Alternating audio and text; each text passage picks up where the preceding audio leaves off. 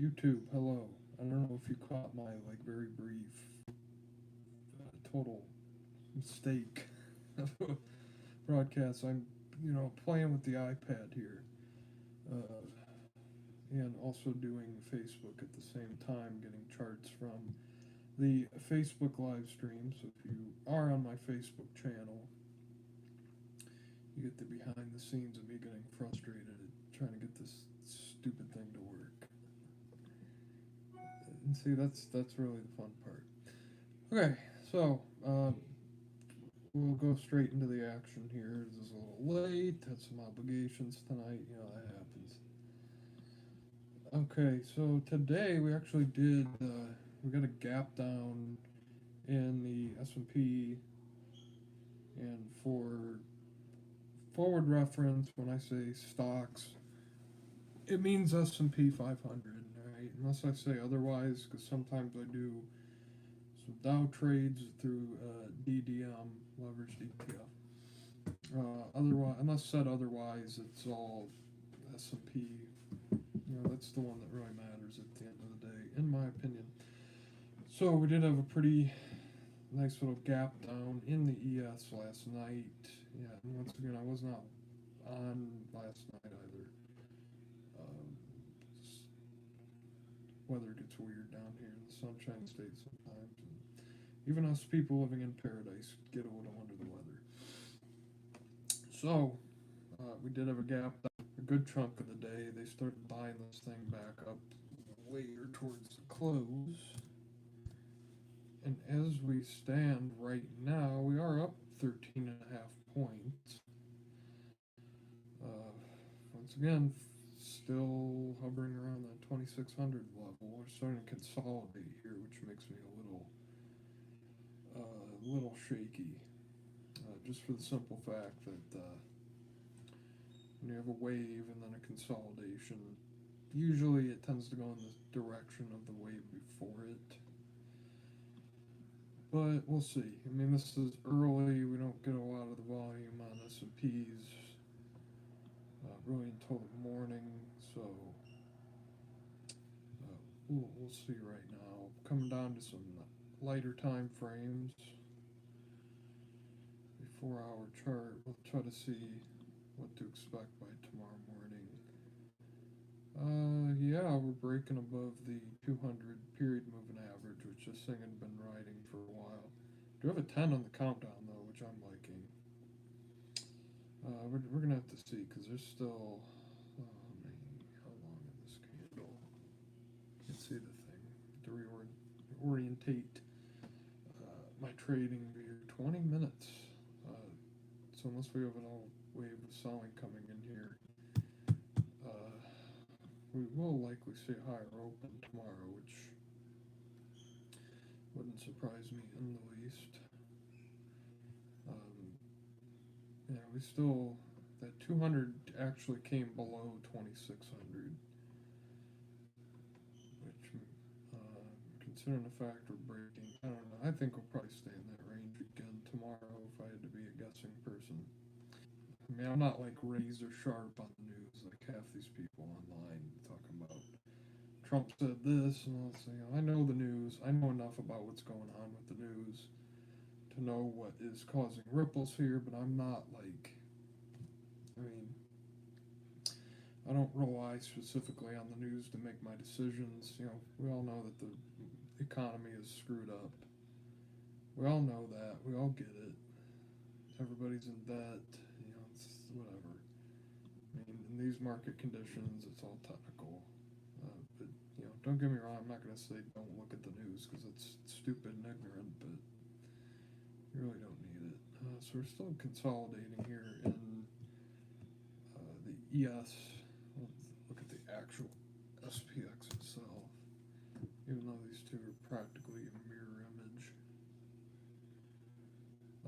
4-hour SPX is closing right on the ADMA. Actually, doesn't look quite as price flipping after a perfected 9. Honestly, I think anything that's not a 24-hour market. I think the only really reliable charts are the daily time frame and higher, but that's my opinion unless you're day trading and you're on like 5, 15, 30 or whatever. I rely on the daily. So it was a doji day, gap down doji, and the actual index itself. And this is something I'm trying to get into a better habit of doing, is actually looking at the SPX as opposed to only referencing the futures. It's just something that, in my opinion, is good to do because there will be opportunities in between the two. They're not always one for one, even though they tend to follow each other tightly. Bond market, ooh, that does not look very good. So, yesterday, which I guess would have been today, bonds were rallying for a time as stocks were lower. It did get rejected by the 8 EMA of all things, so that just shows how weak this bond market is right now. Can't even break out of an 8 EMA. Took it way up. Volume was not really abnormal. And they're trading, we got about 5 ticks lower right now. T-bond futures. Good indication that stocks are going to continue going higher. They're taking this out of bonds, going into stocks right now. If that makes sense, that's another indicator that we will probably see higher stocks tomorrow. Even though that is not what I want. We don't always get what we want, do we? US dollar. I'd say we got mean reversion in the dollar. We didn't get a full 9 count, but I mean, going back through the history of the dollar, let's see, topped at a 9. 9. I mean, 9s just don't look. There's a 9. Bottomed. Yeah, I wouldn't take 9s. They just don't look like they're quite as relevant. This is an index, mind you, as opposed to something that trades. I mean, the S&P is an index, but it's an index of things that trade.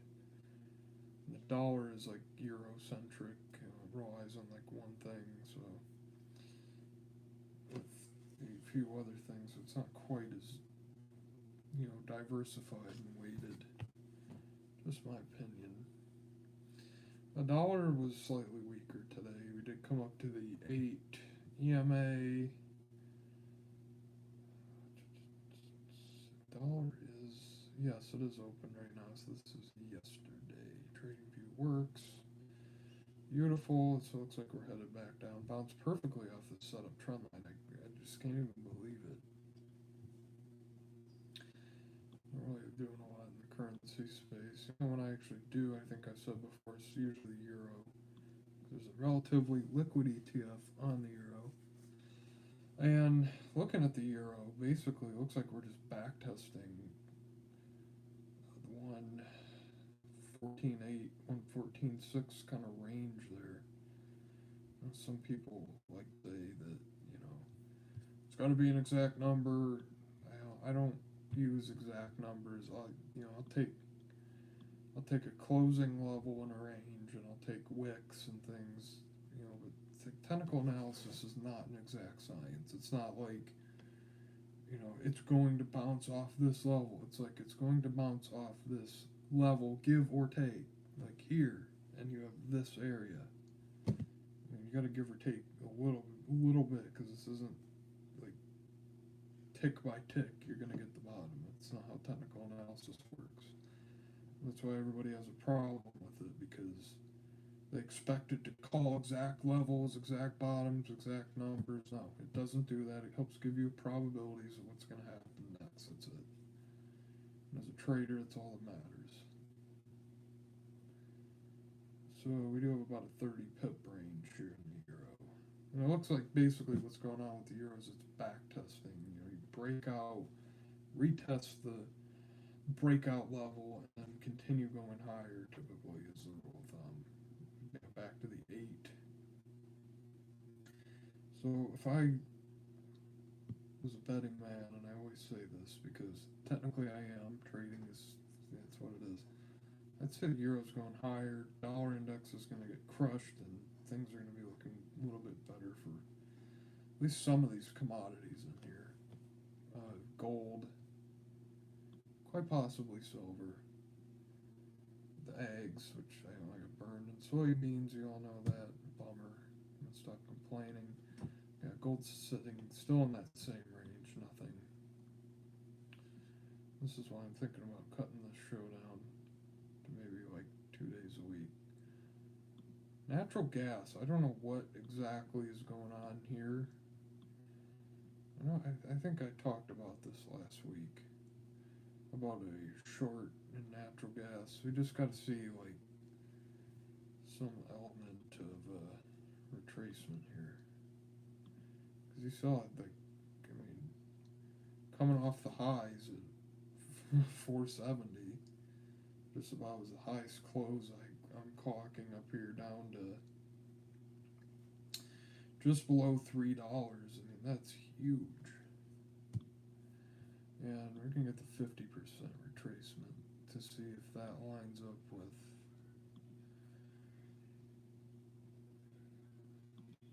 high to low. Yeah, YouTube. I really got to get these charts up because it's this. Okay, so the 50.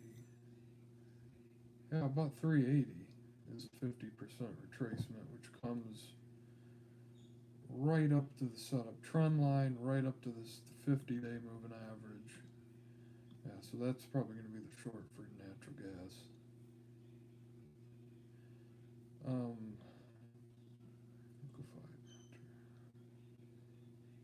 Imports. There you go. Liquefy. South Korea's imports rose 13.8% to 4.73 million tons in December from a year earlier. Oh, that's nice. Now, with some of these commodities, I'll pay attention a little bit more to these fundamentals in the stock market. For the simple fact, much more on that basis, because the whole purpose of commodity futures is hedging, as opposed to the stock market, which is more speculation. And this is why I like commodities better than stocks, because fundamentals matter, and when you have more information handed to you, you can make better decisions. I mean, depending on what that information is. Because if you listen to the regular financial media, they're not going to help you. It's a bunch of crap. A bunch of people that don't even trade.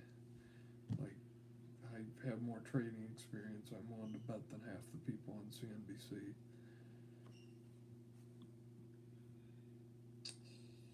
The one strong commodity out of the grains that I've been watching, I would have to say, is probably corn.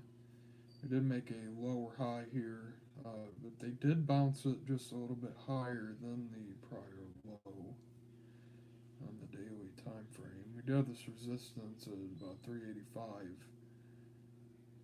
for corn,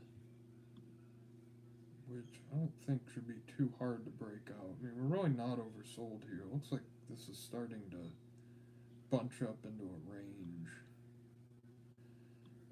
Weekly time frame pretty much confirms that.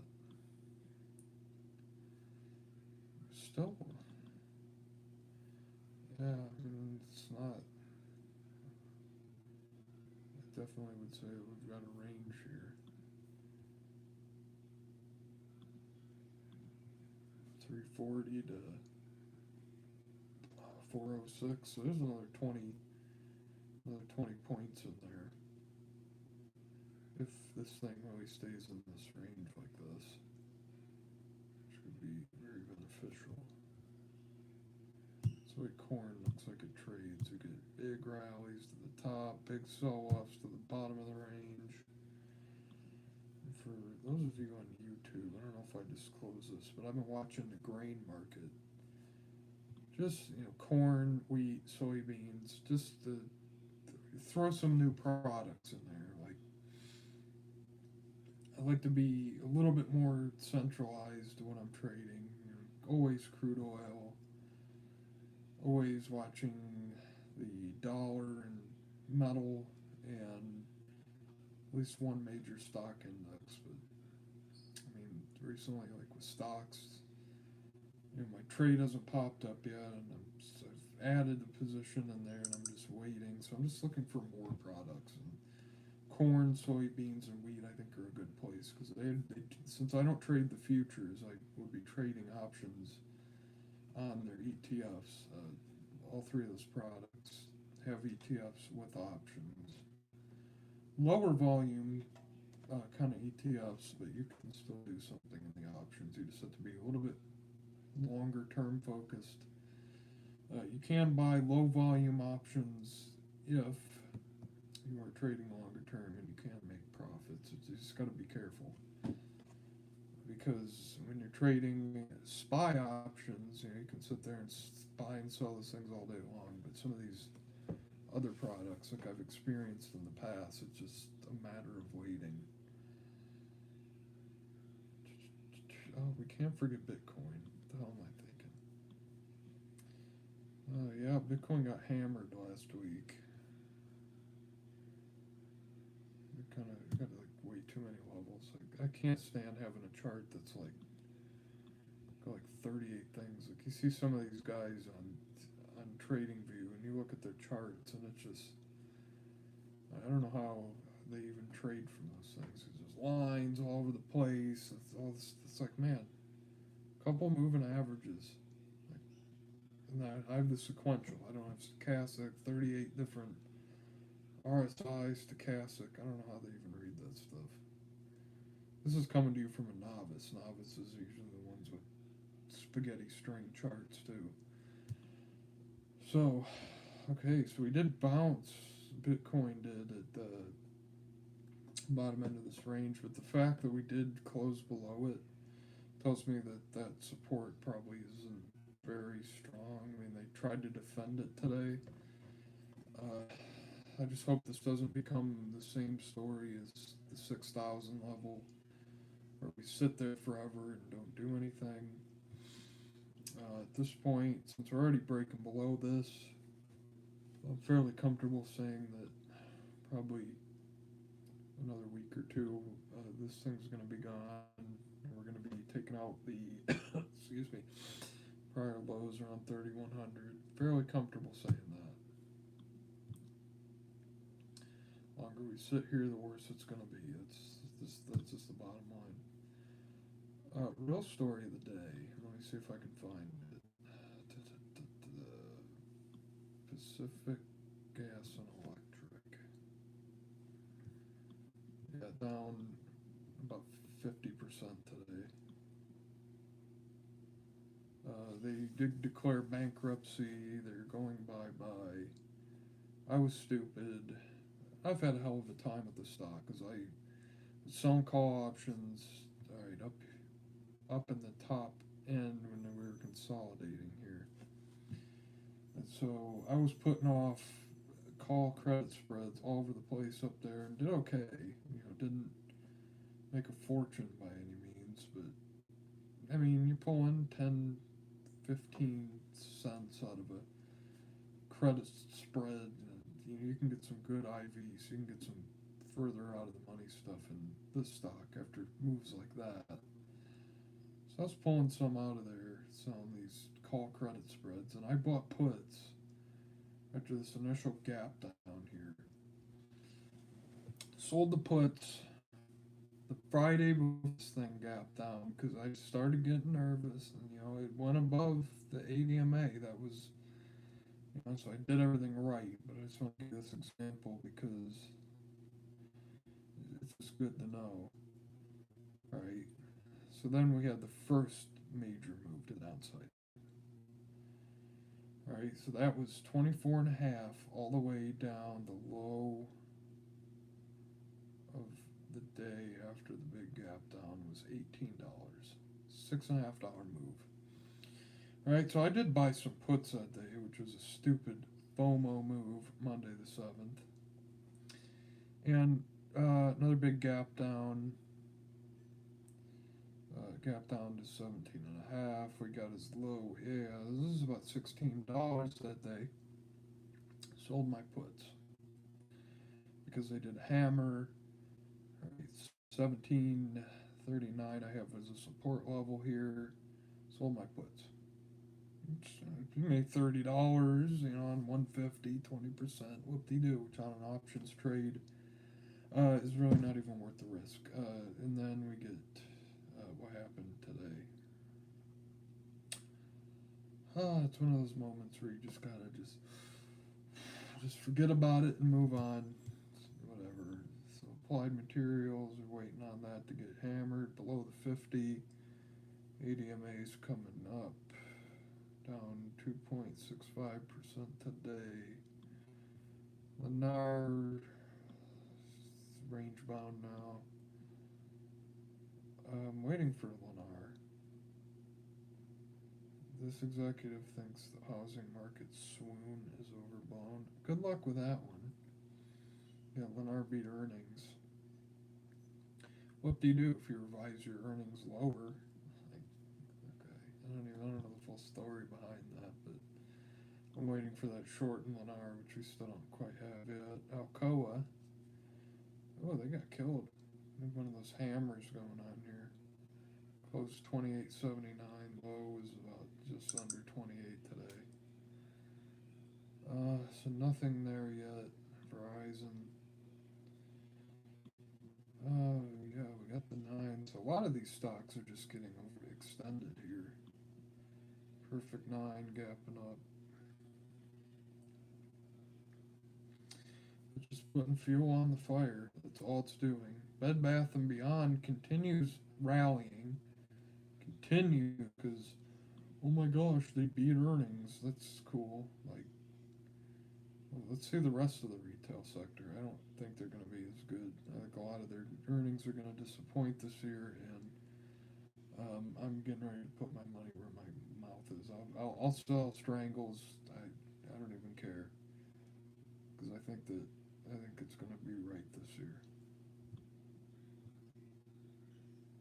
$16. Yeah, that's 200-day moving averages. We're going to knock Bed Bath & Beyond out of the park. That's what we're looking for. The stocks that are up like this in this down move. And we're looking to be contrarians right now.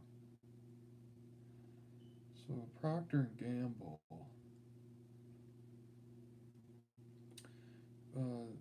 We had the pretty hard short covering rally. And this is what I'm liking about Procter & Gamble right now. Is the very fact that this is the first wave right here where they started hitting this thing. That's the first one. And now we're consolidating. So I'm just waiting for a breakdown. I think we'll see even lower prices than this almost $87 area. US Steel kind of did the same thing as Alcoa today, continuing to look weak. On sideways.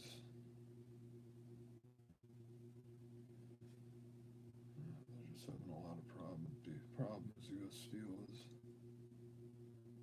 No shame, it was a US Titan for a long time.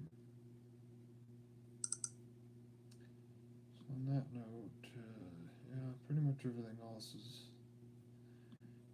Well, one more. United Airlines. Oh, retested the 200. Yeah, United Airlines is in play tomorrow. 2 below 1. Retesting the 200. I'd be comfortable picking up some puts here in United Continental. 60 days out, 2 strikes in the money. On that note, folks, that's about it. It's 10 o'clock over here. And yeah, you boys got to get some sleep, because sleep's the most important thing to a healthy mind and a healthy body. So on that note, I will talk to you